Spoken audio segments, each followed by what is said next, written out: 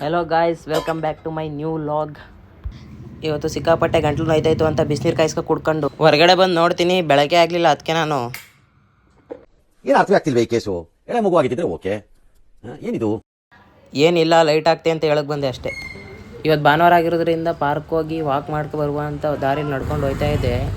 ಮಧ್ಯದಲ್ಲಿ ನನ್ನ ಫ್ರೆಂಡ್ ಸಿಗ್ತಾ, ಇರಿ ಸ್ವಲ್ಪ ಮಾತಾಡ್ಸುವ, ಅವನ್ನ ಮಾತಾಡ್ಸ್ಕೊಂಡು ಹೋಗುವ. ನನ್ನ ಮೇಲೆ ನಿನ್ಗೆ ಯಾಕೆ ಇಷ್ಟು ದ್ವೇಷ? ನಾನು ಏನು ತಪ್ಪು ಮಾಡಿದ್ದೀನಿ? ಹಂಗೆ ಫ್ರೆಂಡ್ ಮಾತಾಡ್ಸ್ಕೊಂಡು ಪಾರ್ಕ್ ಹತ್ರಕ್ಕೆ ಬಂದು ನೋಡ್ತೀನಿ, ಎಲ್ಲ 6 ಗಂಟೆಗೆ ಬಂದು ಕ್ರಿಕೆಟ್ ಆಡ್ತಾವ್ರೆ. ನನಗೆ ಗೊತ್ತಾಯಿತು ಹೆಂಗಿದ್ರು ನಾನು ಸೇರಿಸ್ಕೋದಿಲ್ಲ ಅಂತ.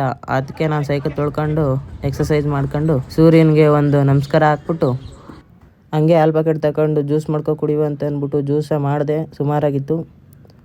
ಜ್ಯೂಸ್ ಕುಡ್ಕೊಂಡು ಶ್ರೀರಾಮ್ಪುರದಲ್ಲಿ ಸ್ವಲ್ಪ ಕೆಲಸ ಇತ್ತು, ಮುಗಿಸ್ಕೊ ಬರೋಣ ಅಂತ ಅಂದ್ಬಿಟ್ಟು ಗಾಡಿ ಹೊರಟೆ. ರೋಡ್ ಪಕ್ಕದಲ್ಲಿ ಏನೋ ನೋಡ್ದಂಗಾಯ್ತು. ನೋಡಿದ್ರೆ ಚಿಂಪಾಂಜಿ. ಅದನ್ನು ಗಾಡಿ ನಿಲ್ಸ್ಬಿಟ್ಟು ನೋಡ್ಕೊಂಡು ಮುಂದೆ ಬತ್ತಾಯ್ದಂಗೆ ಶ್ರೀರಾಮ್ಪುರ ಸಿಕ್ಕೇ ಬಿಡ್ತು. ಕೆಲಸ ಮುಗಿಸ್ಕೊಂಡು ಮನೆಗೆ ಬರೋ ಅಷ್ಟರಲ್ಲಿ 4:15 ಆಗೋಯ್ತು. ಬಂದು ನೋಡ್ತೀನಿ ಮೈಕೈ ಎಲ್ಲ ನೋವು, ಮೈಕೈ ಎಲ್ಲ ಸುಡ್ತಾ ಬಿದ್ದಾವೆ. ಅದಕ್ಕೆ ಒಂದು ಲೋಟ ಬಿಸಿನೀರು ಕಾಯಿಸ್ಕೊ ಕುಡ್ದೆ. ಕೊನೆಯದಾಗ ಒಂದು ವಿಷಯ ಹೇಳೋಕ್ಕೆ ಇಷ್ಟಪಡ್ತೀನಿ.